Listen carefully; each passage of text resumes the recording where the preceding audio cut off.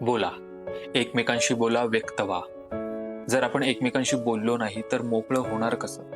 आपल्या मनात जे काही साचलेलं आहे, जे नकारात्मक साचलेलं आहे, ते बाहेर निघणार कसं? दगडाशी बोला, झाडाशी बोला, लोकांशी बोला, स्वतःशी बोला, कुठेही कोणाशी बोला, पण बोला. जेव्हा तुम्ही व्यक्त होणार नाही, मनातली घाण जर बाहेर काढणार नाही, तर मग नवीन गोष्टी येणार कशा?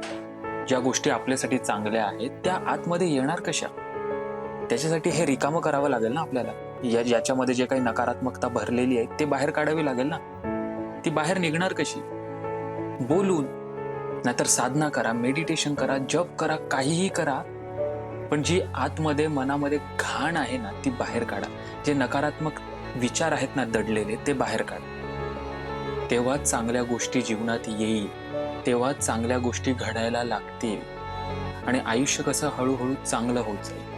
चांगले लोक येतील, चांगल्या लोकांशी आपलं कनेक्शन होईल, नवीन नवीन सुंदर सुंदर आजूबाजूला गोष्टी घडायला लागणार. हे कधी होणार? जेव्हा आपण आतमधले नकारात्मक विचार बाहेर काढू तेव्हा.